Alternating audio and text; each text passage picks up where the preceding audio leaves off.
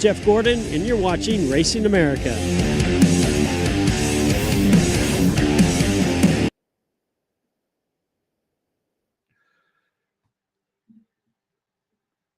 Welcome in, friends. It is another hashtag Real Race Talk on your Wednesday special showtime day. Today, we had a little bit of activity going on last night. Huge super late model race on the pavement, so we opted to kind of push this out a little bit. It is the Revved Up Sports Show. My name is Rodney Rodriguez. Bobby Chaffee joining me shortly. And here we go into a new week after a massive race weekend that has just passed us by. And when you really look at, I was thinking about this a little bit earlier because tonight you obviously have, you've got dirt late models that are on the racetrack at Eldora. You've got all of that happening. They've got a pit full of those. You've got high limits that is racing tonight as well. So there's still a lot that's going on a Wednesday hump day. As always, the Revved Up Sports Show presented by our friends at Audio Visual Consultations. Pardon me, I don't have my screen on tonight, but anyway, it's a lot going on tonight. Not only with the racing that's going on this program, of course, our friends at On Demand Shirts, that's over in San Antonio. They are the official apparel provider of the Revved Up Sports Show, of Dirty Air. Lots of racers around this Central Texas region. They're hooked up with our friends at On Demand Shirts. You can check them out. Go to Facebook and look up On Demand Shirts. On the program, Owen Riddle will join us at 7:15. We're going to talk to him about that huge win at the Wenatchee Super Oval this past weekend. And then at 7:35, we'll get some insight from CJ Howell, who was over at Boot Hill Speedway. Massive spring nationals happening for the factory stocks. $30,000 going in the pocket of young Dustin Hennigan. But we'll get CJ Howell's perspective on everything that's going on there. When I say lots going on, obviously with the studio here, I've got the late models over here, high limits a little bit later on, but I've got the Texas softball team that's playing tonight as well in the Women's College World Series. So yeah, checking all of that out as we dive in today. National Cheese Day today, as a matter of fact. If you are a cheese person, if you're a cheese person, drop the kind of cheese you like. And I'm talking about any kind of cheese. Remember, this show is live. So up there in the chat, you can jump in whatever platform that you happen to be consuming the program on, and drop us a little line right there. And if we see it, and if there's time available, we will happily read your comments. Let us know where you're checking in from, because we get a lot of folks that from around the country, different spots where I talk to people and they're like, hey, I'm listening from Nebraska. Hey, I'm listening from Washington, which we'll probably have some Washington contingent checking in tonight. But yeah, let us know your location there. Just drop it in the live feed right there in the live chat, whatever platform that you happen to be checking that out on. So recapping the weekend, and then when we look forward, we'll have some NASCAR conversation as well, because NASCAR back on the track. And of course, one of the hot topics these days is the Prime, NASCAR Prime, with the change right there. We'll kind of talk about a little bit of the ratings shift, where it seems like NASCAR's Cup ratings have actually gone down when you look at the big picture. However, the demographics are changing. I'll give you my thoughts as to why it's a little too late to be bitching about that right now, because it seems like a lot of the outcry is from the folks that have kind of shunned it being NASCAR Cup racing, or that have kind of turned their back on it or don't care to watch it and still watch it anyway. They're the ones that are complaining about this new demographic. But anyway, we'll get into that a little bit later on. Checking out some results that I wanted to touch on here before we get to our guest lineup that's going to be coming up here on the Revved Up Sports Show. Kennedale Speedway Park had just a true, and it was really crazy around here this weekend. Of course, Boot Hill is in Louisiana. So when we talk about in our region, when we're talking about, a lot of people say, y'all are Texas. Well, we're kind of Texas, but what happens here with dirt track racing is it spreads out. It goes to Louisiana, into Mississippi, even into Arkansas. You've got the Texas Sprint Car Series. It's going to be at Texarkana 67 Speedway coming up this weekend, but they kind of fall into our little olive branch tree thing as well, of all the different spots, as we welcome in Bobby. Bobby, great technology, man. Don't you love technology? It's a great thing. Man, it didn't want to crash until like 30 seconds before we were supposed to go live. And this is backup plan number 4. I now have 4 cameras up, and only Didn't mean to do that. See, I tell you, technology's great. See what happens? Yeah, only one of them is half-ass working. So Yeah, well, it's all right. It's all right. Only need one. Only need one. But kind of what I was talking about right there, Kennedale this past weekend, and it was so when you had the Boot Hill, race. I mean, obviously that was going to consume a lot of the factory stocks. It was what 140 damn near that you had throughout all of that. But you go back and you look. So I think Kennedale did a really cool thing. Was what do? You showcase the iStocks. You bring in the late models, and they had a really great late model show there with our man Bo Begno. Bo knows late models, and it's Bo Begno going to victory lane at KSP, followed by Cody Leonard, Donnie Ship, Austin Teese, and Donnie Geiber. So big late model showing there for them that they had 20 plus. So that's really I really like how they did that, because I thought what would happen in like pavement in the old days. Remember, if you had a big race that was going to be going on somewhere, what would happen is all the other tracks closed. But that shit doesn't happen anymore. It's like everybody's racing no matter what anybody else is doing. yeah, it's pretty crazy. I mean, with the way that everything kind of shapes up, and you really thought that you would see more of just everything, right? But it just somehow, I don't know if racing just doesn't have the appeal it once had or what's going on, but I mean, I feel like it does, but then at the same time, it's like, well, It's it's totally different. I mean, everything is so different when you go to region. And this is something that I was thinking about last night. With the UAR race that was going on last night. I mean, it's unheard of. I mean, you've got two big events happening, like as we speak. Well, high limit hadn't started yet, but it will soon. But you got two huge events that are going on with Eldora and all that, and then like with the pavement race last night. I mean, that place was jammed. That just doesn't happen down here. Of course, we don't do much pavement racing down here at all, but it's so weird how that happens, where I'd like to try, and our friends at I-37 are going to be trying it here coming up. I don't know if it's in the next week or a couple of weeks. They'll do a Wednesday night show. It's next a week from today. A week from today. Okay, so it's not something where they're bringing in high limits or sprint cars or any of that. They're not doing any of that. It's a regular show, but that seems to work so well everywhere else. You notice that? I mean, and it's been that way for years. And that's a good problem to have. It's a good problem to have when you can run a middle of the week show and jam your place and have a lot of cars. That's a good problem to have. I would like to see them try to run a little bit more efficiently than they were the last few times they did it. So that's kind of would be helpful, so to speak. So that would be here 37. Yeah. Well, I personally think that's something that needs to be worked on here in most places, to be honest with you.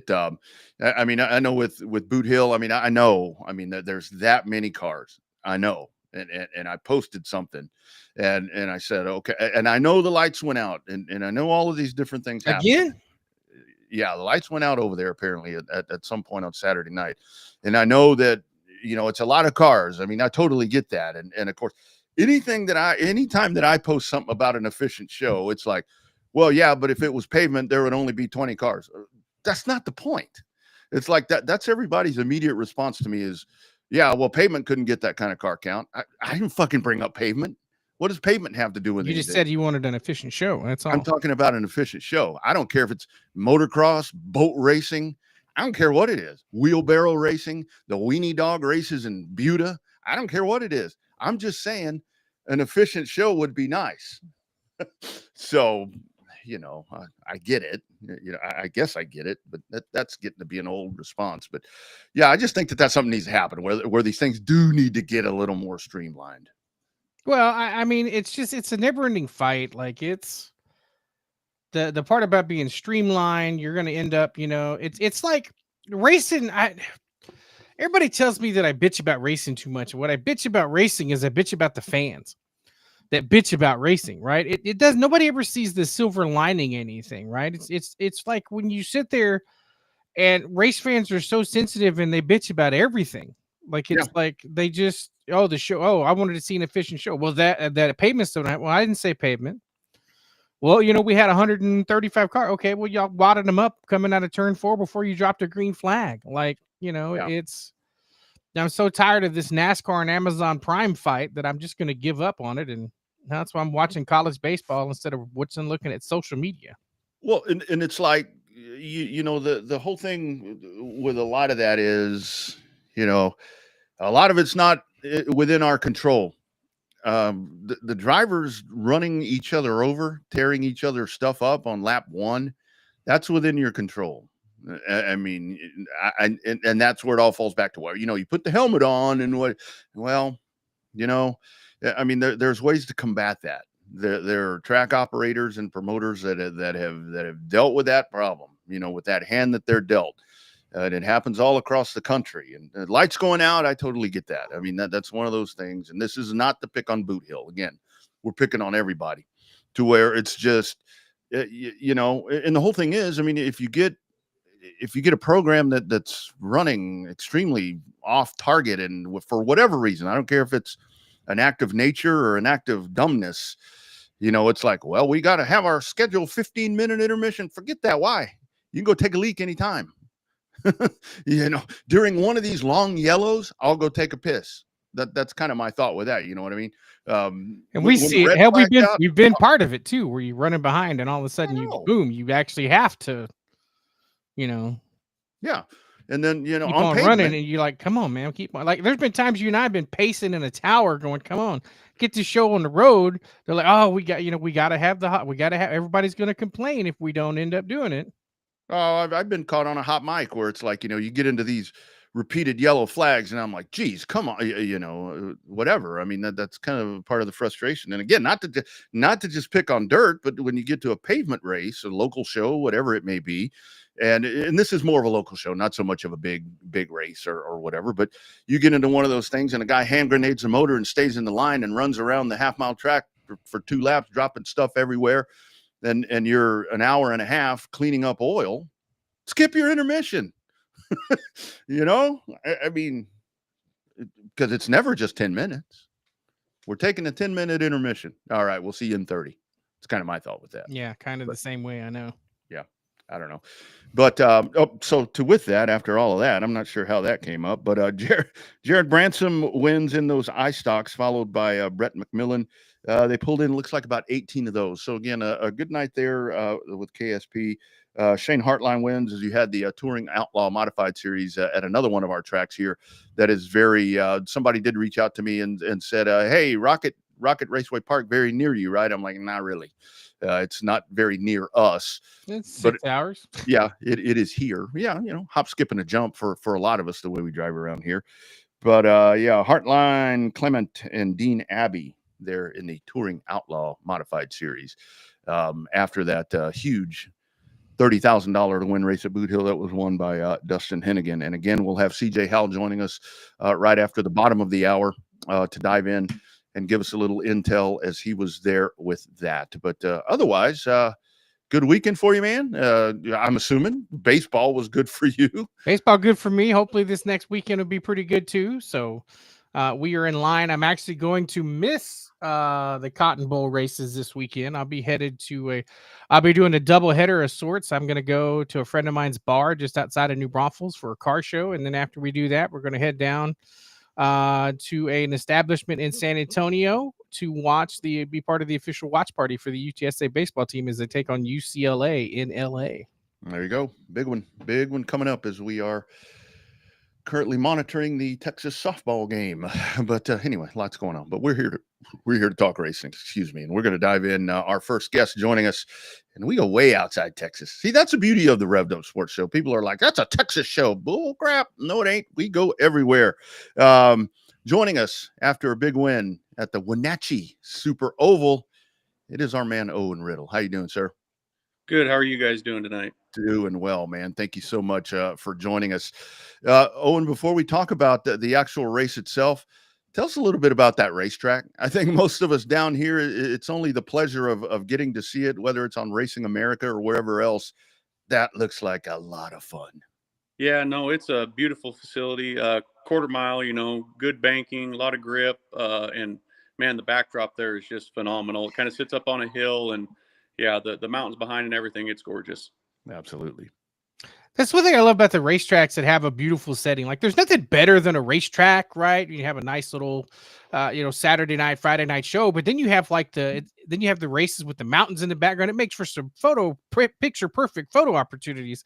But talk about that. Does that make it a more intimate feel when it's just a racetrack that's a little bit has nature's edge around it or something like that? Or is it just you just focus regardless of whether you're running in Montana or Idaho or wherever the case may be? I think there's a little bit of both there. You know what I mean? Obviously, when you go racing, you're just focusing at that point. But yeah, no, the scenery around there and everything, it gives it a little bit of a different feel. It makes it, I don't know how to explain it, but it's a little bit different feel. Absolutely. So with the Wenatchee 200, you add that to your list of many, many, many, many huge wins. Talk about that race. Fast time. You take the lap right there around, or take the lead around lap 75. Looked like maybe at the end, maybe a little bit there, but it just seemed like you guys were just on par the entire weekend out there at the Super Oval. Yeah, I mean, for the most part, we were pretty good right off the truck. Preston prepared a wonderful car. We went up there and tested a couple weeks ago. Came back to the shop, changed a couple things, improved on a little bit. But yeah, we were fortunate enough. We had fast time there.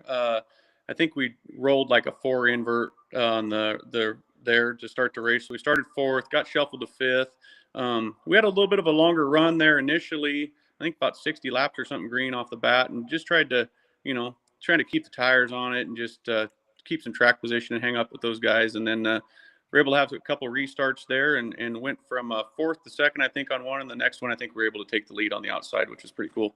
Nice. So let's talk about racing up out on the West Coast, kind of Pacific Northwest too. I think that a lot of people, it doesn't get its due because you always hear about all the super late model stuff in the Southeast, and you got Cars Tour, but you guys are kind of in your own little hemisphere, for lack of a better term. A lot of people recognize the Chili Willy, just because of the connection on with the broadcasting on Flow with the NASCAR tracks. But talk about that whole ecosystem you guys got up there. You got Montana up there, you got Idaho, you got the Chili Willy, you've got all kind of different stuff to add to that Wenatchee, or as I try to mispronounce that, 200. There's Southern twang in me will mispronounce that all night long. But talk about that ecosystem you guys have up there. Yeah, over in 3/8 mile over there, kind of almost for the most part, very unique. Wenatchee is a really fast quarter mile, good grip. We have another quarter mile in State Line, Idaho that's, kind of low grip. So it changes the feel a little bit. About 3 hours from here over in Monroe, Washington, Evergreen Speedway, we have a big 5/8 mile fairgrounds track, kind of like Nashville, but flat. So yeah, we've got quite a diversity of tracks up here. That's for sure. Oh, and how great is that? Because I know, like in Texas, we have one 3/8 mile great asphalt track that runs, a couple times a month or so, but that's really it. I mean, and then next closest thing, our guys have to go to Mobile and Pensacola, and there's nothing near here. How great is that for you guys to have so many quality facilities like that? Just within, a lot of people say a 4-hour drive. That for racers, that's nothing. It's like, yeah, man, that's a day at the bank. Just kind of talk about how cool that is to have all of those kind of right there in the palm of your hands. Yeah, it's nice. Obviously, like the rest of the country, I feel like we've lost a couple over the last few years, but the few that we do have left, it's nice. You can get up and load stuff in the morning, travel, and be there for an afternoon practice. And it's not like you have to spend a full day traveling both ways. And, if you really want to, you can actually leave after the race and make it home. It just makes for a late night, but it's we're kind of fortunate in that aspect to where we can just within a day's travel to go racing. Absolutely. So on top about that camaraderie, we get lots of people with different racing experience with the different divisions on them. We talk about the camaraderie in the pits. And it's like, what continues to drive you? Obviously, we're all racers. We're all competition driven, and you want to beat the guy next to you. But there is something about having a friendship or relationship with the next trailers, 2 or 3 trailers over in both directions, because if you need a part, sometimes they'll let you borrow it. Sometimes they'll tell you to jump in a lake. But for the most part, the camaraderie with racing seems to be somewhat universal, right? Yeah, no, and you're exactly right. There's going to come a point in time to when you need to borrow a part, or they need to borrow a part, or whatever it be, or you need a hand getting something fixed at a brake, and your car's all torn up. And it's very nice to have those people. Obviously you have a few closer friends at the racetrack than others, but it's very nice to have that. Owen Riddle joining us, winning the Wenatchee 200 this past weekend out there at the Wenatchee Super Oval. So, Owen, you mentioned Preston. Kind of talk about that part right there. You've got a heck of a team right there. You guys are rolling. Preston Peltier. Kind of talk about your team, kind of the makeup of that, and how you guys attack these races. Preston and I have been friends for quite a few years now, really. And last year, he kind of decided he was going to go out on his own and try something new and build some cars and just kind of do track support and everything. And, was kind of the first one to sign up on that deal. And man, I tell you, having him at the racetrack you can't put a price on it. His knowledge of what goes on, how to work on a race car, how to build a race car, just everything it takes is really big. And for me, to be able to bounce ideas off of him, I've been racing a long time myself, but still that, at this point in time, you still have to be willing to try to change or try different things. And so to bounce ideas back and forth between the two of us was really good all weekend. It worked out awesome. And it seems like it's the everybody, sometimes not everybody, but sometimes the outsiders are like, man, these are just old school, super late model chassis. The technology can't be there. You're just on bump stops and yada, yada, yada. But it's amazing how much technology is really in these cars. It doesn't matter who builds them, but it's like that technology, you miss a half a season, miss a year and a half, you come back and you're going to get lost because you're going to get left behind. Oh yeah. The technology progresses so fast. It seems like every week it's almost something new, and you nailed it. You're gone for half a year. You're behind the 8 ball when you come back. But there's a lot of things I learned from Preston with this. His saying is you can't just hit the high spots. So you got to. It's every aspect of the race car has to be exactly where it needs to be to get all of it out of it. So you mentioned you've been at this for a little bit. I mean, 3 Apple Cups, Montana 200s. Bobby mentioned the Chili Willy. I mean, all of these races.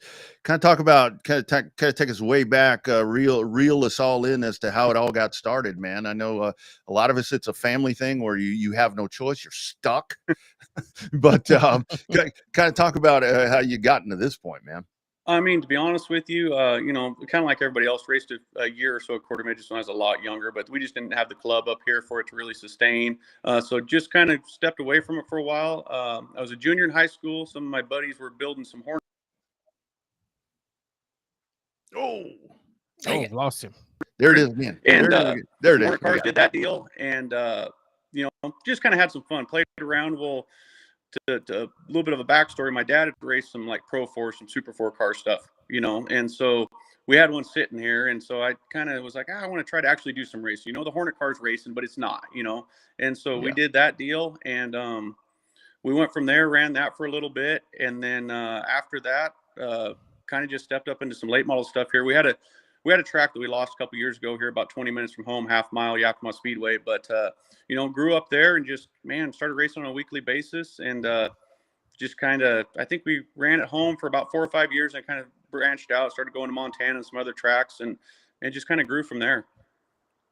So you mentioned quarter midgets, kind of how you getting started. What's the vibe of the kids on the West Coast, right? In terms of trying to get more and more people involved and getting that next generation started. What's the key? Is it like over there, you just try to get them in quarter midgets, just try to get them off the phone, off of the Nintendo, just try to get them to the racetrack, go-karts, anything over there? Well, like, is that the same mentality as everywhere else?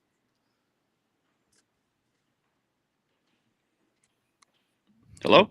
Yeah, so I'm shifting around a little bit right there. Oh, still got you, Owen. Yeah, lost him. There it is. I ran him away with my question. Yeah, we'll take a look and see if we're able to get him back in here. But that's the thing with him. When you really go back and you look at his resume, where it's like, I mean, all of these wins. I mean, when we talk about the guys again down south, because it is very much where when it comes to pavement super late model racing, to where it's north, west, southeast, and it's like, I mean, you go down Bubba Pollard's resume, or you name the driver. When you start looking at those resumes, and then it's like when you look at Owen Riddle and you look at his resume, it's like, whoa. So welcome back, man. No problem. Sorry about that. I apologize. I don't have the best service sometimes. This is a long wire between you and I that we're trying to make this work. So that's a long string in between the two cans, huh?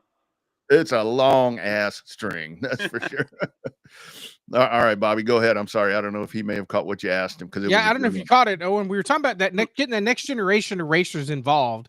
You mentioned the quarter midgets and stuff like that. What are you guys doing out on that West Coast? And then what, in your opinion, is the next best way to get the next generation of kids off the couch and off the phone and off the simulators to get to the racetrack? Oh, yeah. I mean, up here we actually, I kind of mentioned that about quarter midgets, and when I started racing, we didn't have enough club. But thankfully, down here there's a very good club. There's a lot of quarter midget racing going on in the state. That's good. A lot of bandoleros, legends cars, a lot of kids and legends up here, which is really good. Teach some car control, because we all know those things are a little bit twitchy, a little bit hard to drive. So we got that. We got some good junior late model stuff up here. Just feeder classes, I'd say, like kind of the rest of the country for the most part. Yeah, absolutely. No, that's a great thing. That's really you have to have that. I mean, you really have to have that, I think, to kind of keep feeding the sport. So for you guys, you get this one knocked out. You notch another one there on that resume. Next big one for you. What's the next big one coming up? We're gonna go to the Summer Showdown at Evergreen Speedway. I believe that's the 19th of July. So that'll be here before I know it now. Yeah, absolutely.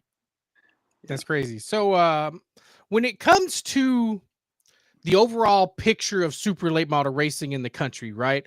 Where do you see it? Is it the Cars Tour getting all that extra pub because of the owners that they have with the NASCAR owners, or super late models, like you just need to get like an ASA race out there to kind of showcase the talents you guys have? Like, I mean, like super late model as a whole, are you guys disconnected enough just due to the mileage away from, what I would say, for lack of a better term, your mainstream super late model guys? I'm not saying that you guys aren't good, but you know what I mean? Like, you just get that.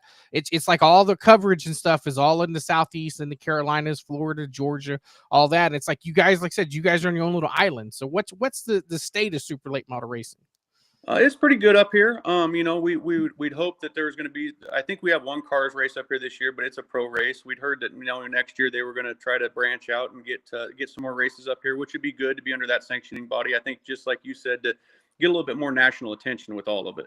But the late model, it's strong up here. We have a pretty good series, Northwest Super Late Model Series, that travels around, does some races. They have a good championship points fund and all that stuff, and so the racing's pretty solid up here. It is a little bit scattered out, like you said, though, and we do feel a little bit removed at some points, just because we don't have a national sanctioning body up here, kind of, per se. Do you, last one for me, Owen, and this is kind of, feel free to answer it however you want to answer it. Do you, it seems like to me, watching stuff up north, I mean, I watch all of you guys race and over on the West Coast, I see a lot of respect.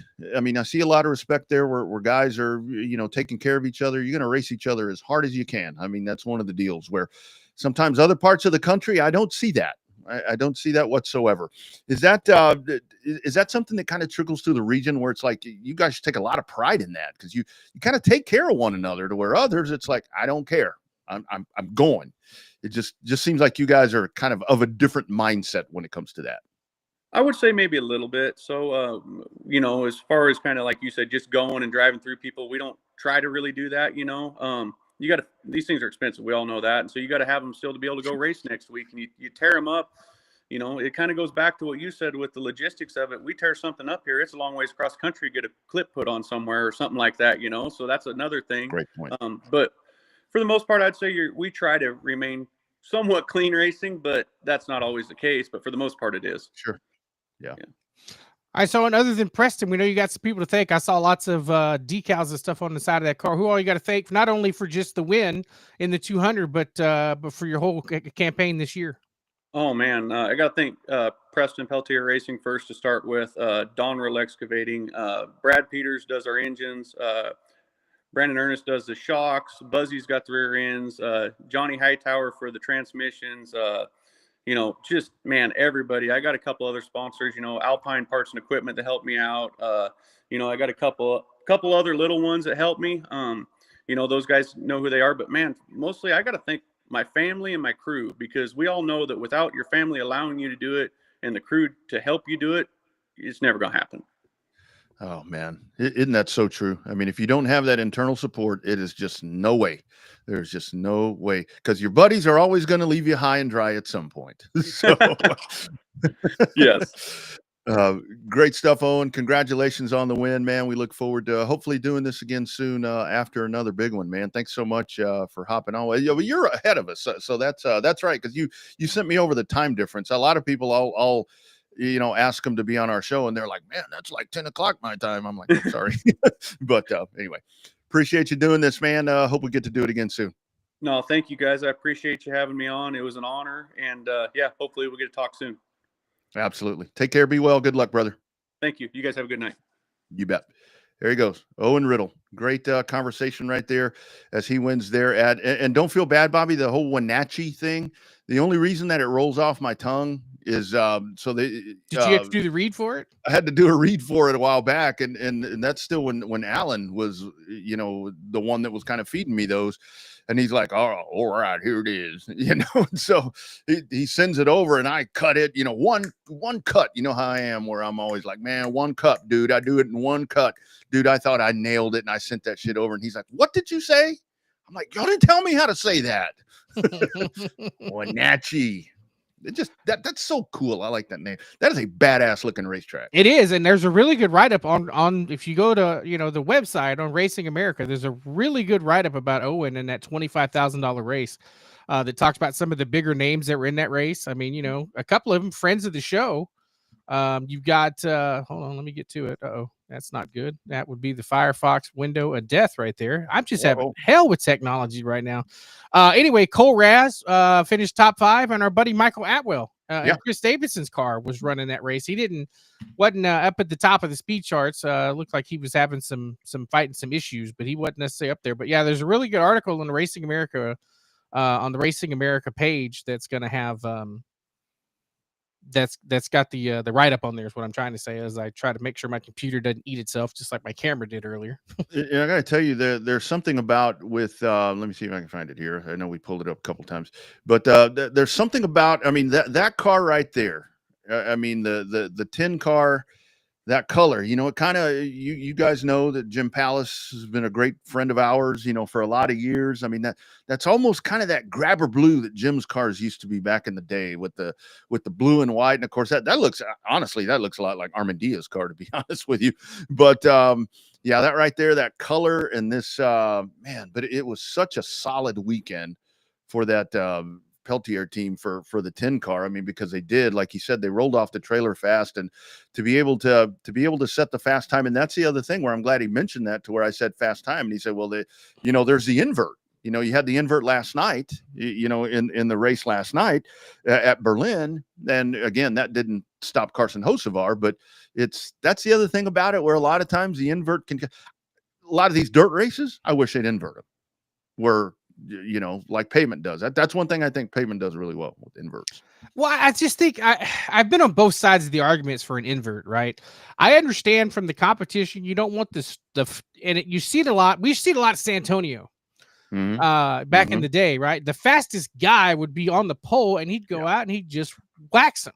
Yep. And you didn't want to see that. So then you started doing the invert. You do a random invert. So the guy that used to be the fastest of them all wouldn't qualify the fastest. He qualified, make sure he qualified 3rd or 4th on the invert. Then he'd start on the pole, and guess what? He'd still go out and wax him. So I think that it just becomes a challenge from the promoter wise to determine how you want to be able to do that, whether you want to be pro invert.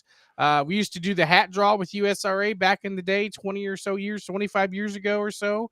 So I just think it's, sometimes it's I like the more random drawing than I do inverts, because then everybody's got the same chance to get screwed when you do a random draw the top 6 or top 8 versus when you just do a full-fledged 1 to 8 swap. Yeah.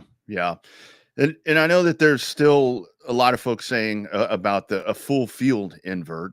I mean, because you remember back it was where, as I was growing up racing, it was like, whether it was fanning or driving or whatever it was like when we raced at Speedorama, you went there, and if you were the high point average, you're in the back. You had to be in the back. But that's when we had, gosh, I don't want to say real short track racing.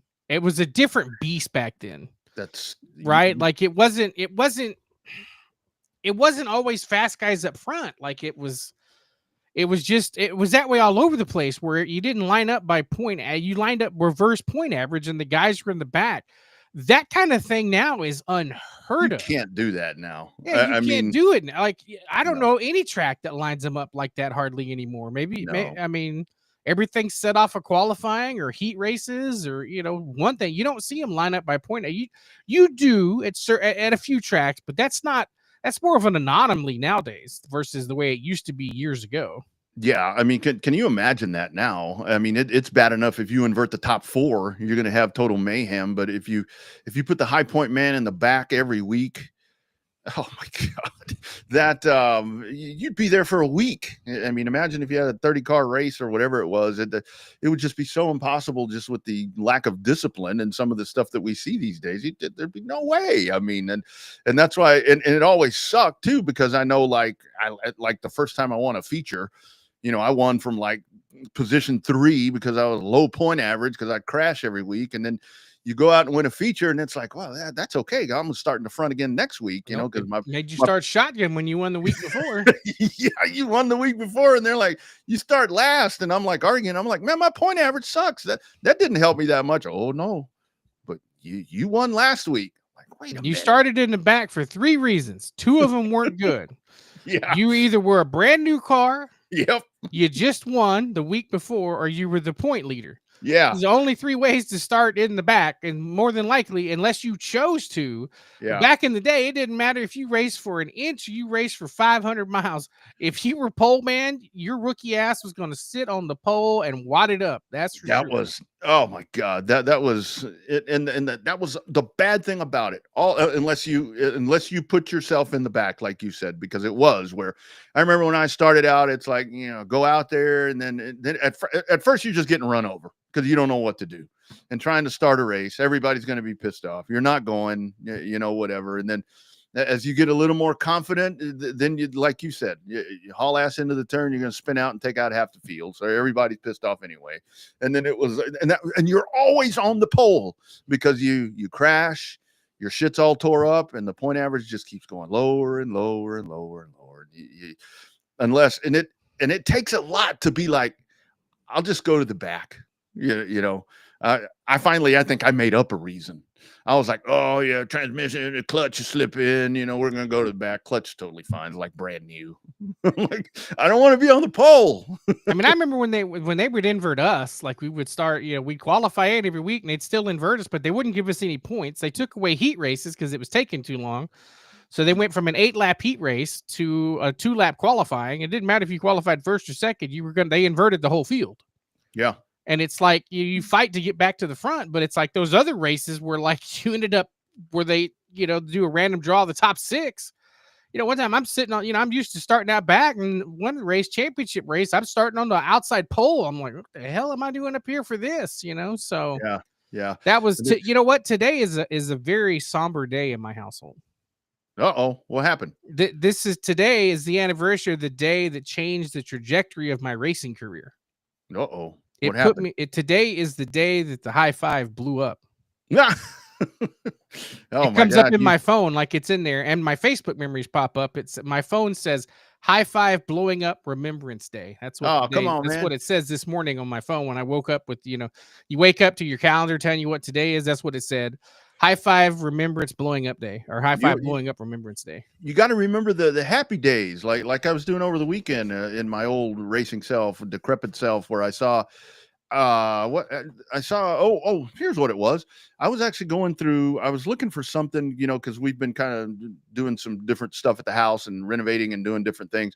So I was looking for something. I ran across some old newspaper articles or maybe the old Rat Tracks or whatever that thing was called. Those old magazines or newspapers they were.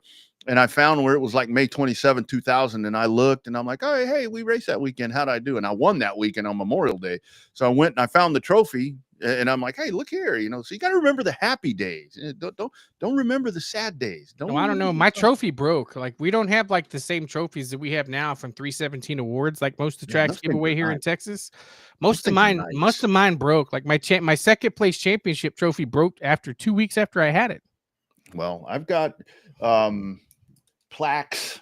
Yeah, I got plaque. That's the nice thing about having plaques because they stand the test of time. But even back in those days, I remember for a long time you got like the wooden plaque with the metal inlay on there that said third place or whatever it was, had I your got the name. rookie of the year from Mad Yeah, Racing Promotions up on the wall next to the desk. yeah. And then a lot of those got to where it was just like a certificate.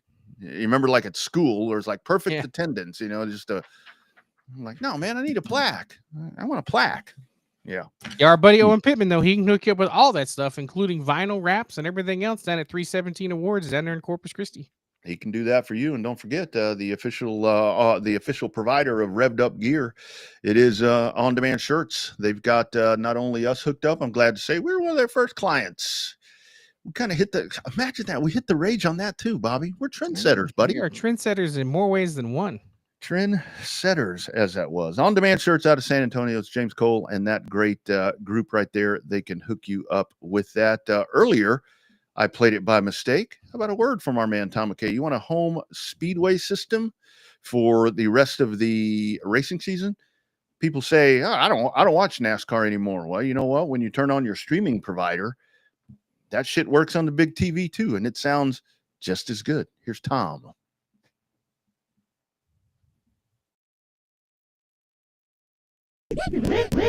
Hi, this is Tom McKay with Audiovisual Consultations. Today's home electronics can be a bit daunting. My company has spent the last 36 years making sure they are not. For those of you who have not experienced our services yet, we'd like to invite you to give us a try for all your home electronics needs. We carry all the major brands of televisions and stereo equipment at prices you can't find in stores. And we come to you. There's no need to leave your home to find great pricing and incomparable service. No traffic, inexperienced sales geeks, or pushy showroom tactics. We believe in having some fun and dreaming big. Do you have a dream for your home entertainment? Let us know. We can make it come true. And we are always there to help after the job is done. We cultivate clients for a lifetime by treating everyone like their family. No, not those family members. I'm talking about the ones you actually like. So relax, hug your kids, make love to your wife, and smile. Then, when you have a moment, give us a call at 255-8678. That's 512-255-8678. Or online at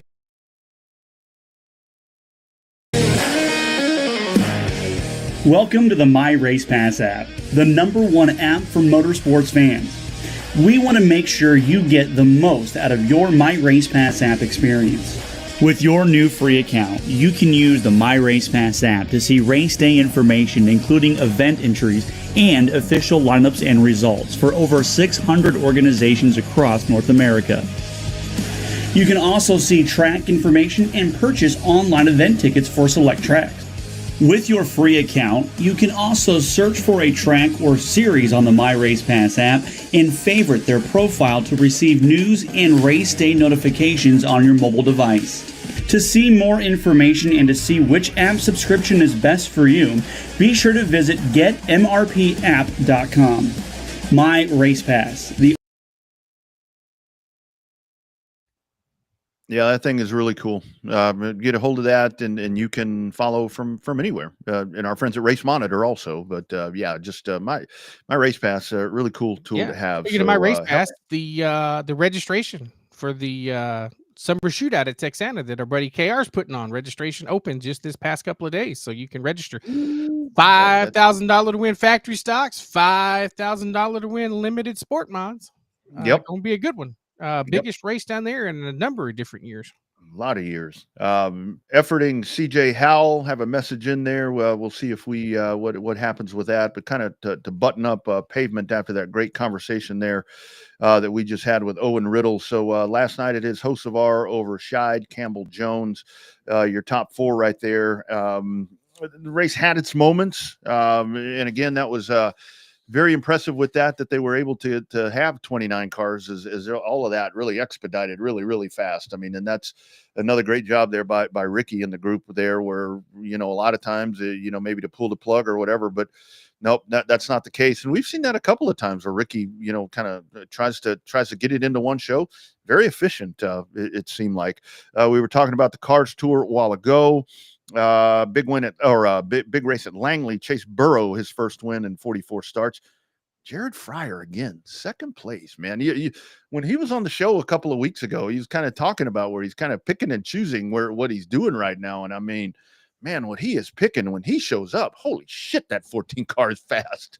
He's hanging in there, right? He wasn't joking.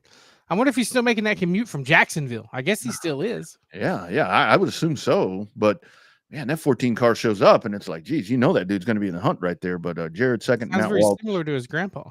Yeah, absolutely. Great stuff right there. That's pavement. Got to talk about Keelan Harvick. I know that was huge news. I mean, that was really, really huge news. But did you see what happened to Kevin? I saw bits and pieces of it. I hadn't got to see the whole thing because I was busy with baseball. Yeah, Harvick is able to make the pass and goes into the lead right there. And Jacob Gomes gets on the bottom side and just Harvick got plowed. I mean, that was, I think if Keelan hadn't won the race, although Kevin Harvick's in a different spot right now. I mean, probably not would we have seen classic Harvick, but man, Harvick just got flat ass taken out. But it opened up the door, took out 3 or 4 cars right there at the front, and Keelan was kind of sitting back there and he wins. 12 years old, man. Pretty damn impressive. Like it or not. Well, him and Brexton Bush are the 2 next big generational talents coming up. I mean, obviously they've been born and bred for this, basically, right? Their whole lives they've been around racing, and they've gone up. They started with go-karts or quarter midgets or bandoleros in Brexton's case and stuff like that. So it's it's another aspect to see it. Our friend of the show, Case James, he's another one of those kids, 4th generation talent. He wins those big USAC races. He's done damn good in his legend car coming up the last couple of years, or last year or so. And so, the next generation's out there. We just got to find a way to get them honed in, and let's not put them in too fast. Let's not put them in cars that are above their heads. And, I don't want to see that, but we've seen that progress, put somebody in when they're not ready, and that career just tumbles down the wayside when it's could have been something pretty special. Yeah, we see it so many times there, and of course that was one of the immediate, because nobody's going to say anything positive, at least not right off the bat. And it's like, well, yeah, he's in the best equipment and so forth. Well, yeah, that's not his fault. I mean, he's been racing since he was like 3, isn't it? I mean, the dude's been doing it, I mean, forever, and it's the whole thing is that I've seen. Talking about Brexton, I mean, I've seen him like at the Chili Bowl, and I think one of the things that makes him, I think, so good on the track is that I've seen Brexton like being a kid, running around, acting his age. When we were at the Chili Bowl, I mean, as a matter of fact, I mean, this is a true story. I mean, we have, when we're out doing our activating, we have our spinning wheel for people to come win stuff. He kept coming over and spin. I'm like, dude, why do you keep spinning? You've won everything here. I just want to spin the wheel. That's a kid being a kid. And I think that there's a fine balance right there to where these youngsters are doing that, where a lot of times they put them, some of the parents, I mean, I see it with youth sports all the time, to where you put them on this pedestal, or it's like too much pressure for them, and they're going to cave and they're going to fail. But I think these kids get to be kids, and they happen to be in the best equipment. And that's not a bad problem to have. We've seen a lot of youngsters in the best equipment, like you said, that fall on their face, and they're never the same, never come back. So good for them. But a big win right there, and a happy day for Harvick, and especially at his racetrack. Yeah, that's a beautiful track, man. That track, God, isn't that gorgeous? I'd love to go there, see a race in person. Man, that is an absolutely beautiful racetrack right there. All right, so I was kind of holding on to it, but if we're not going to get CJ, let's dive into this Boot Hill 30K race. So it's a lot of cars. And I know that when we started the show, we were kind of talking there about, and that was not specifically to Boot Hill. That was not specifically to this race. That was just kind of a broad prospectus of everything. But I was explaining to some guys on Saturday about what this race was all about, because they said, so what's the big race going on this weekend? I said, well, it's going to be this Spring Nationals in Greenwood, Louisiana. And they're like, what is it? Sprint car? No. Dirt late model? No. Modified? No. So then kind of telling them what this is all about. And it's like, man, look how big this is. And look at what's coming, and that many cars for that kind of money. That's a lot of times why you get what we bitch about, but unbelievable, man. Good job by them. Great job by them. I mean, they got it in. Obviously, it's postponed the first time by Mother Nature. So this time weather was a little bit more favorable. And so, that helped out as far as, the racing conditions. But, the problem is that was just the social media buzz for that race, or at least after it started or before they took that first green, stuff like that. You could tell the reaction from everybody that was watching it. Because it was like when they wrecked coming to the green, everybody on social media was like, "Oh no!" Like they're wrecking before they even get to the flag stand. So like it became a challenge. That's what I love to see when you have these races that supersede social media, where you've got that's what I call those needle moving races, where it actually moves the needle on social media. For that many people to talk about it, there was a lot of people watching it Mm-hmm. Yeah, in and person and streaming, obviously. So yeah, a lot of people there. Yeah, I mean, obviously it was packed. I mean, I don't know what that place holds. I mean, but still, I mean, there were a lot of people there, a lot of eyeballs on it, and the thing was, I think that hopefully what comes out of that is that you had a lot of eyeballs, not just. I mean, obviously we know with the core of race fan down here that you're going to have those folks that are going to be glued into it, but I think some other people maybe from outside the territory that get to see what that's all about, because that is our stronghold here, like where we were talking there about up north with Owen and all of that, and that's where, yes, as a pavement fan, when somebody's rattling off all of those tracks that they have, it's like, man, that's kind of frustrating. But at the same time, I'm a dirt racing fan as well, so the fact that we have all of what we have here, it's just back to that geographical difference. But I think that there were probably a lot of new eyeballs that saw that. Maybe that's good and bad with the way that some of that turned out. But I mean, you just go and you look at car count, and for a stock car race, holy shit, that's a lot of people. there's a lot. And what gets me though, and I was going to ask our buddy about that tonight because I knew he was going to have an opinion about this. It's the same thing that we get when I ask some of these guys that runs the Cars Tour if the Cars Tour is getting too big, right? What I mean by that is the same thing. Is this Boot Hill race, this $30,000 to win, where you're getting 115 cars? Is that too big? Because this race was a little different because you had more than a handful of guys. You probably had a dozen guys that had a legitimate shot at winning this race. Same thing with the King of the Hill. There's usually about a dozen guys that have a shot at winning that race, winning the big money. What is the motivator to get some of these other guys that are maybe not that elite level to go to that race? Is it because they're trying to up the program to get to that elite level? Some of that I would say sure, but then you got the other guys that it's like you see him in the pits and you're like, damn, why the hell's that guy here? Yeah. You're like, I mean, he doesn't even run top 10 at his local track. What the hell's he doing up here for this big money show? So, but I get it. You need those kind of guys, those racers, to come to your gate because that helps pay the bills. Because they're the guys that usually are not bitching the most. They're just there to have fun. But the problem is when you have a race of that caliber, that's more about racing than it is about having fun. Yeah. And just, you think about that because it really is, because we don't see these car counts going down. I mean, at all. And like there were tracks that raced and that raced factory stocks and still had pretty decent car count, 20 cars. I mean, there's, a lot of racetracks they'd love to have 20 cars on a good night. And I would consider that not to be a good night with all that going on. But I think that that's where this division is, I mean, so healthy that these guys and ladies keep going back. I mean, they keep going to these races to where it's like, I'm probably not going to, and that's the other part, Bobby, where it's like, I'm gonna load my shit up.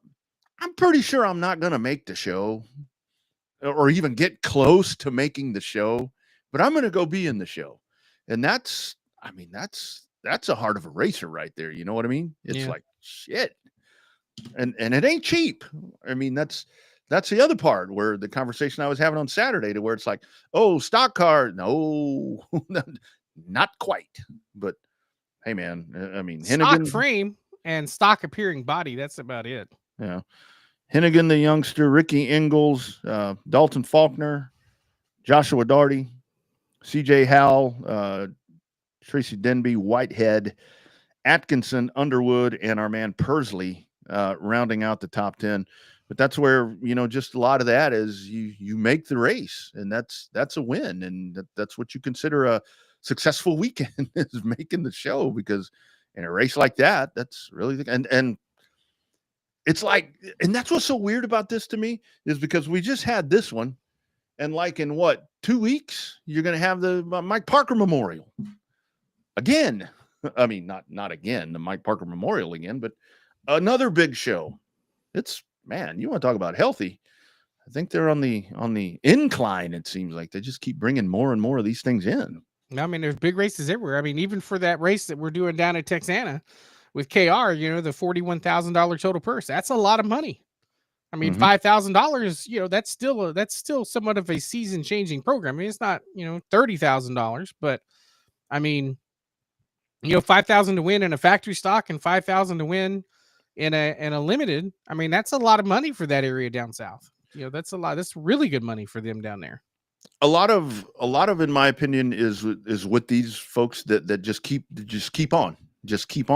It's something that you asked Riddle right there, where he answered, where it's like, you can't take time off. I mean, if you want to be competitive, I mean, you have to be on the track, because dirt, obviously I mean, look, I mean, don't try to blow air up my skirt.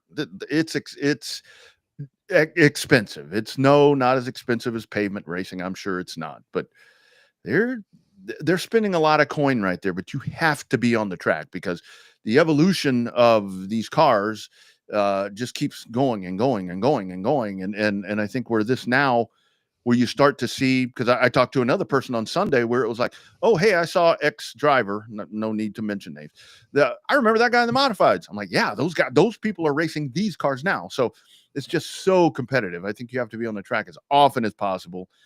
And the thing about it is, most of these factory stock weekly shows, which can pay $1,000, $1,500, man, that's a main event. I mean, it's literally a main event, to where it's that many good drivers from who knows where. Like you guys at Texana, when Faulkner shows up, it's like, what's he doing here? Usually racing juice boxes. Yeah. And go-karts. Yeah. So it's, hey man, it's cool to watch. What are they? Well, they announced Texana guaranteed 1,000 to win rest of the year, regardless of car count. Yeah.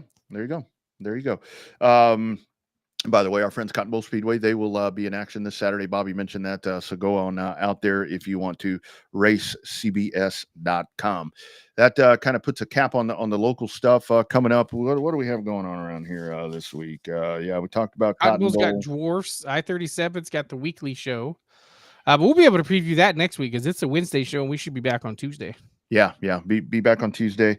Southern States Modifieds at 105 Speedway, American Sprint Car Series at in Arkansas at 67 Speedway of Texarkana. So all of that, and late models in Corpus. Late models in Corpus. Just go find your racetracks, and you will see all of that. Pavement racing, I think, back next week at Houston, 6/14. Is that when that is? I believe that's 2 when weeks. the next one.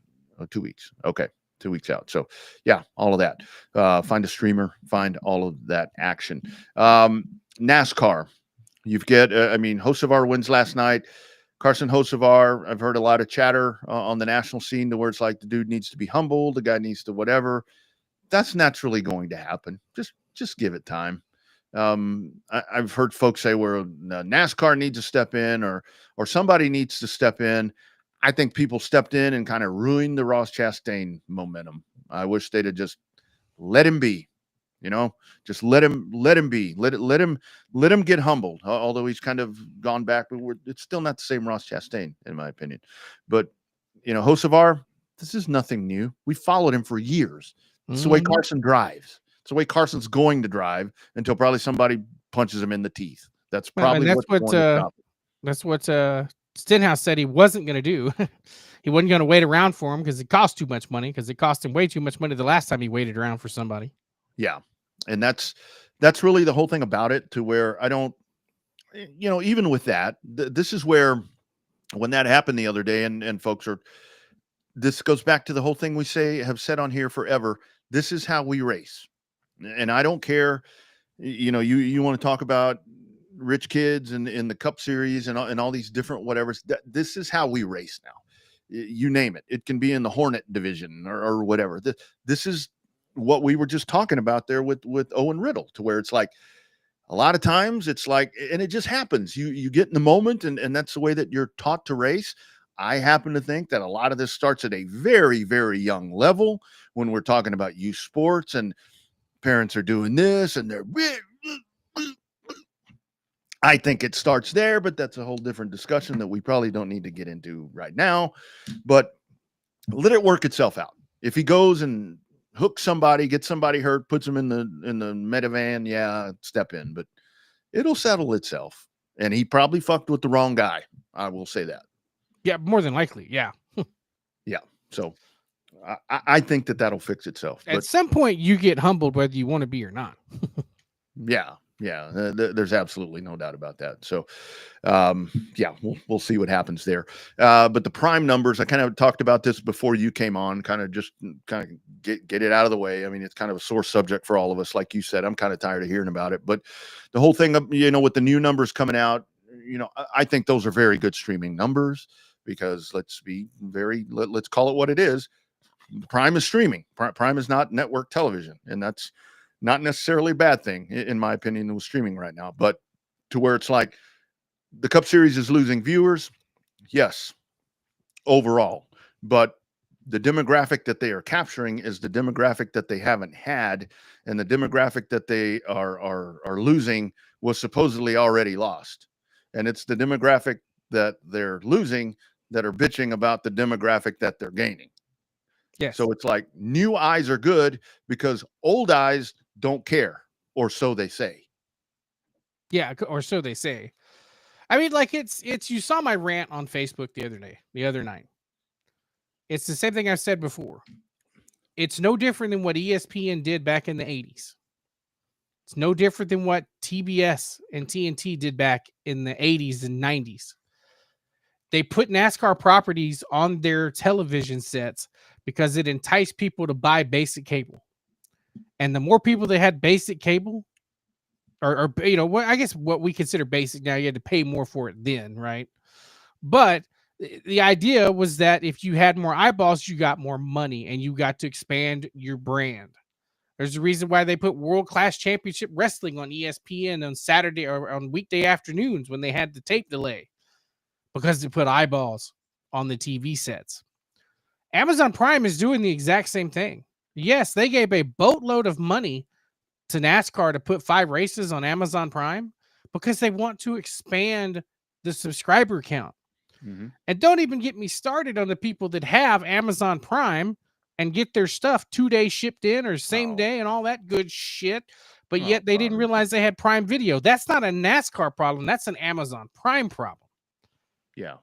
Yeah. And that's a whole thing to where, I can't get it. I guarantee you, I would say the majority. Oh, I can't get that. I can't watch a race. If I go park my ass in front of your house for a week, one of those trucks is going to drop something off at your house. I guarantee you that. And it's, look, I think that's where NASCAR listens to everything. I mean, they see everything. They see all the, and they get good review, and they get rave reviews. I mean, they get some good reviews, but they get a lot of bad, and they get a lot of negative feedback. And to me, this is kind of where NASCAR with this deal that's been made and the way it's progressing, essentially what they are kind of saying, and it's really going to piss the old fans off, is like, all right, if you don't want to watch us on Fox or whatever, we don't need you. We'll go get new people. And I mean, if you can't count on the old, like we said there, your buddies are eventually going to let you down. If you can't count on your buddies, what do? Go get new friends. That's what NASCAR's doing. They're going to get new friends. And I guess all the old friends that were left, now they're going to like IndyCar, I guess. Hell, I don't know. I mean, I cannot help it if somebody has a 20-year-old TV that doesn't get streaming. That's not my fault. That's not NASCAR's fault. Your average household, your average TV goes out every 4 years, at least, except for the ones you get from Tom McKay at Audiovisual Consultations. Those last for a long time. Those last forever. Yeah, those last for a long time. But your average TV that you get out of your big box store is not designed to last a long time. because they don't make any money if they don't sell any TVs. Mm-hmm. I don't have a Tom McKay TV because I burn through a TV about every 3.5 years because, they're just not made to last anymore. Well, and you live and die with your phone, whether you want to or not. And you know what? These carriers and these manufacturers and all that, I am fully positive that they have these things set to where when they're ready for you to buy a new phone, they're going to make sure you buy a new phone. Because it slows down. Every slows time there's down. a new model, your current phone slows way down and you're pissed off. That's it. When there's a new iPhone coming out, I'm like, oh, phone's getting slow. I bet we're about 4 months out from the next one coming out. And then boom, here's iPhone 80,000, So, I mean, look, the streaming is the way of the future. I mean, when it comes to network TV, I don't care to watch network TV shows. I mean, all I watch is sports. That's all I watch, and it's mostly consumed on cable or apps. Well, no, not cable because I don't. We cut the cord, so it's all whatever. So, but you still had to pay for it. Still had to pay for it. Everything. Still had to pay for it. Everything. If you want to watch KTBC News, KVU News, KXAN News, KI News, San Antonio, you got to get a converter box. They don't give you those either.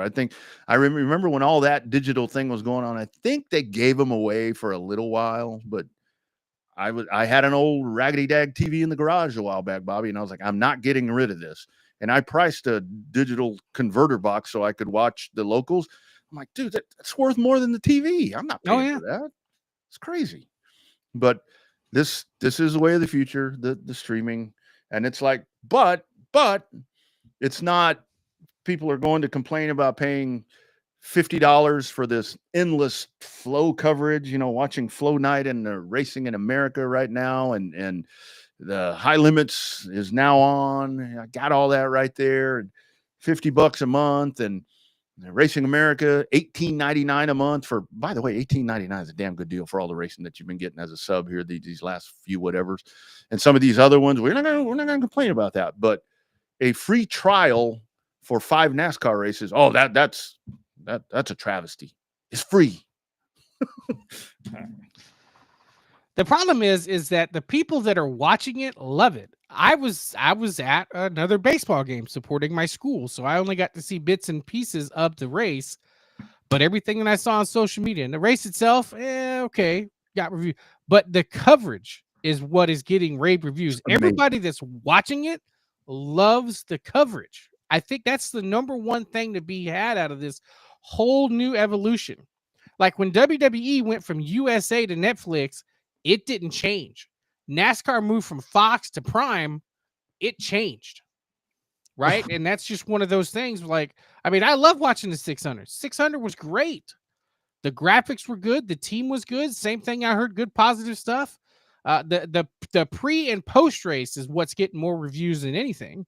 Yeah. In a good positive manner. People are used to a race, but they're not used to this pre-race and post-race stuff. Well, and I mean, look, they went. I mean, let's take out the looks thing. I've probably already mentioned this. Danielle Trotta is solid. I mean, when it comes to, I hear her on the radio and all that, and that's like whatever. Danielle Trotta is a TV host. I mean, when it all comes down to it, that's what she's done. I mean, she reported on sports. That's what she's done forever. And what did I just say? Forever. She's done it forever, and she's just really solid the way she handles that desk and with those guys. And Carl Edwards is great. I mean, that's. Yeah, you get a down home guy up there. I mean, the pre and post is really good. I mean, the delivery of the actual action is great, and I think that the highlight. I think the CW is doing really great as well, man. So it's like Fox it's gotten stale. I mean, out with the old, in with the new. Maybe it'll open up the eyes a little bit. I don't know, but I'm interested to see how it adjusts with TNT and NBC. Mm-hmm. Yeah. Like, I wonder what tweaks they're going to make based upon the feedback they've seen on Amazon Prime. But it's 2 different business models. You can't have this, streaming can do whatever the hell they want because they're not restricted. They're not even restricted to FCC. Mm-hmm. And granted, you're not going to get a lot of that on NASCAR. But you're not having all the extra stuff that you do on regular TV. So it could be a game changer. It could, and looks like it's going to end up being a game changer. I think so. I mean, I would glad for the presentation. I mean, both races that we've seen so far on Amazon. I mean, yeah, they've had their moments of really good stuff, but just like with any NASCAR race, they have their same moments that suck and that are unbearable. It's a little more bearable with this group, to where it's like it's just fresh ideas, and that's what Fox did when they started back in 2001. But the thing about it is, it's like a lot of things that Fox did in 2001, they're still doing them. That was a long ass time ago. But they got rid of Digger, thank God. Oh God. Forgot about that. I found a Digger diecast one day in the garage. I was like, oh man. Oh my God. That was yeah. Anyway, but yeah. Give it to Taylor. A Digger diecast. She'd probably like it. Yeah. If she knew what it was, if she was listening back then. She don't know what that was. so anyway, yeah. Great stuff right there. And where are they this week? I'm so enthralled. Michigan. Okay. Here's a great test. Because now that's one. Look, I love the speed there. I mean, I love everything about Michigan. But now this will be one. If they dress this one up and get this one, kind of get you pumped up here, then they're really that damn good. Because this one, if you don't like just sheer speed, this is one that'll make you, all right, what channel's the golf on? Yeah, well, the problem is the logistical challenge and nightmare for most of the race teams start after next week. Yeah. Oh, yeah. Because they go all the way from Brooklyn, Michigan, all the way down to Mexico City. Now, that's going to be the one. Now, with the outcry about who does that, TNT? No, that's a primaries. Okay. Now TNT gets Chicago. They get Chicago. Okay. So with the creativity and with the new ideas and the new different things that we've seen, can you imagine when they go to Mexico? Oh my God. It's going to be interesting because Dale Jr. will have to watch a monitor. He can't watch the racetrack. These people have to watch the monitor. These people are going to lose their shit. I guarantee you, with some of the stuff that they do for this. I saw an outcry today on the Twitter to where it's like, I can't believe, because they're going to have the podium. They're going to have 3 people on the podium, like they do in Formula One. Mexico only. They're going to do the podium thing, where I'm assuming the champagne and all of that stuff already. Oh my God. That's not NASCAR. Dale's rolling over in his grave. The problem is NASCAR's the only one that doesn't do podiums. Or stock car racing in general, they don't do podiums. Dude, we did it, Kyle. I remember Cotton Bowl does it on a weekly basis, but they do the podium. They do the podium, but I'm talking like mainstream, NASCAR doesn't. It's like wins and top 5s. That's all they gives a shit about. Hell, they even do that in Supercross, don't they? Mm-hmm. Yeah, I mean, it's not a bad thing. I mean, but you know what? We've never done it before. That's the problem. Hopefully, don't turn into like those on-track interviews. Like when NBC first started it, that was great. That was cool.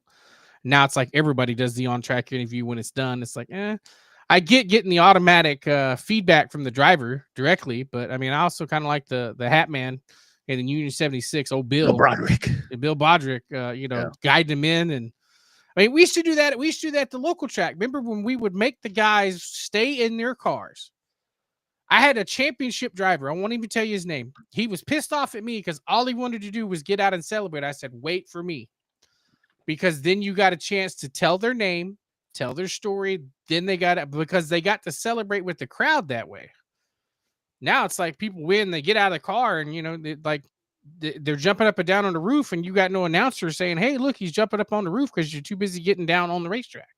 Yeah. Jumping on the roof and they ain't got to fix the roof. And the crew chief is like, what are you doing? Doing burnouts? Well, a lot of times people do burnouts to get the weight right. Allegedly. Yeah. Allegedly. Or hit the wall accidentally and Oops, hit the body. Yeah. Oops. Yeah.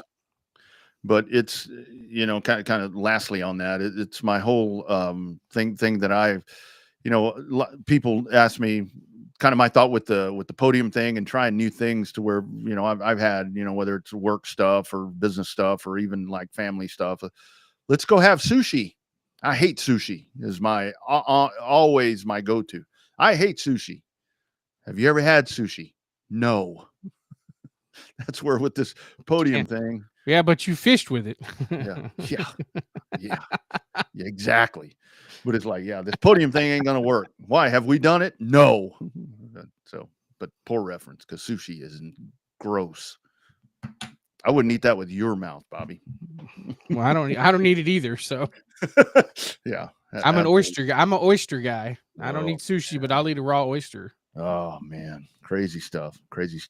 No So calf here, fries though. I'm not a calf fry guy either. yeah. So there's that next big one that we were talking about. And the reason that I pull this up, look at them concession prices. That's what I'm talking about right there. That ain't bad. Yeah, you're gonna have a big race like that. Shoot, I go to town, man. I would go to town. That's where you hope when you see concession prices like that. That's where you hope that they have bathrooms like they have over at Mary Ann's. Yeah, because I'll be going there a few times if that's going to be the case. But that's coming up with the Mike Parker Memorial. Fun program, great conversation as we go all the way up there. We didn't do anything down here, but I think we got it all covered down here. So cool stuff. We will do it again next Tuesday right here, same time. And again, we only moved this because you had the Berlin race last night, so we kind of wanted to just kind of allow people the chance to see that. Somebody did reach out and said, there's 2 races tonight, right? I'm like, yeah, but you know what? I can't do Thursday and we don't do Fridays unless it's a very special scenario for a pre-race. We got to start doing we need to take this on the road sometime, do some pre-race shows. I know we've said that in the past. We're going to do that. I think it'd be kind of fun. we used to do it all the time back in the day. Yeah, back in the day. Hell, now it's even easier. I mean, that's back when we had to track. God, you remember those trips when we had to track all that shit around? God, now it's easy.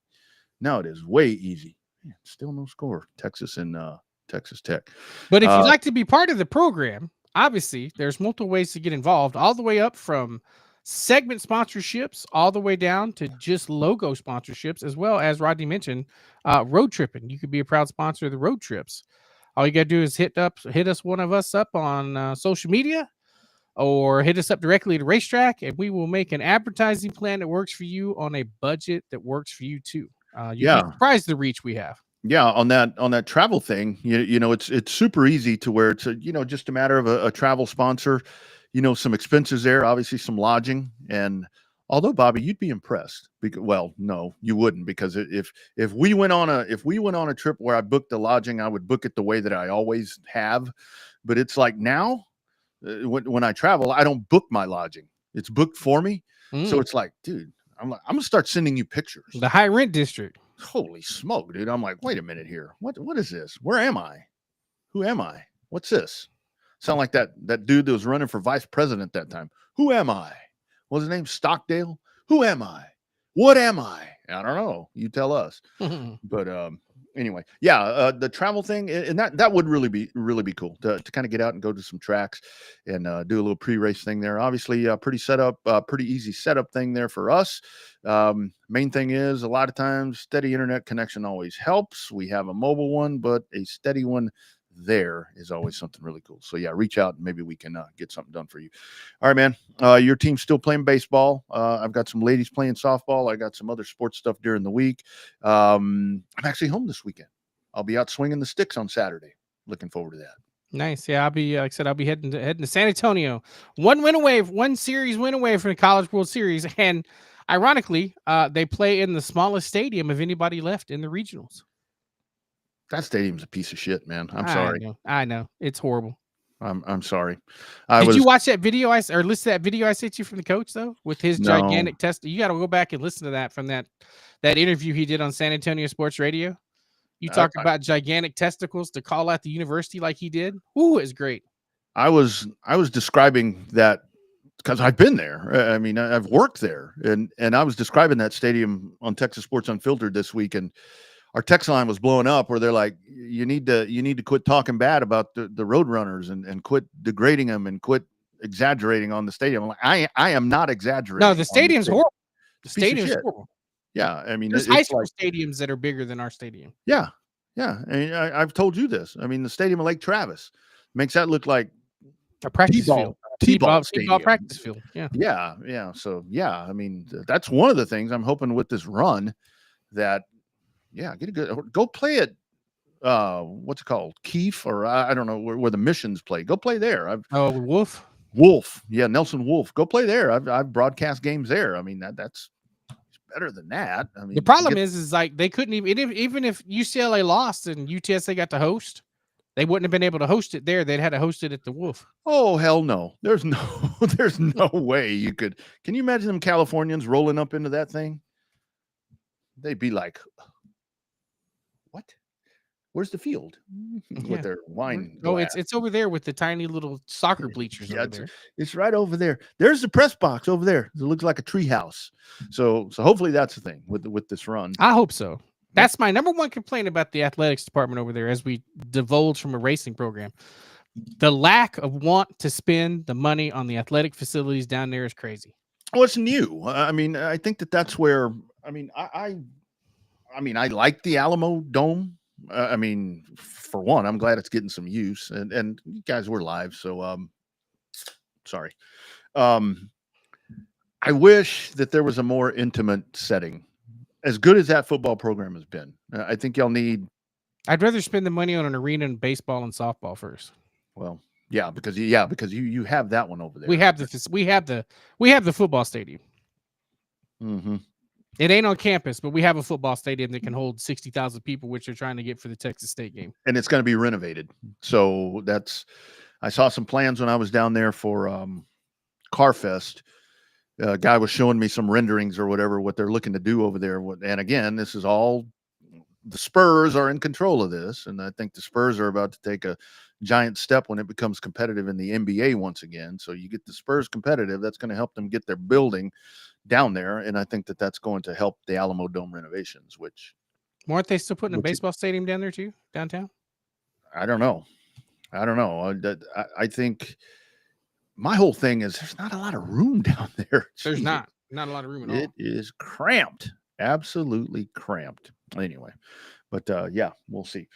Big race weekend. We kind of ran through some of those. NASCAR at Michigan. We'll recap all of that. And thank you all for being a part of the program. Thank you all for shifting over to Wednesday with us. That'll only happen in situations like yesterday where we were just kind of trying to do the courteous thing. Yeah, good stuff. It happens. We can do that. Fun program. That's the nice thing about it. We can do it whenever from our home studios. Thank you all for being a part of this. Be sure and follow on the socials. All of the updates are there. Those big events that are coming up, you can always look on the socials, and that's where you will be on top of everything. All right, my man. Hope you have a great rest of the week. You all have a great rest of the week. We will do it next Tuesday right here. Hashtag Real Race Talk. As we have said for the longest time, it is the Revved Up Sports Show. You guys be well.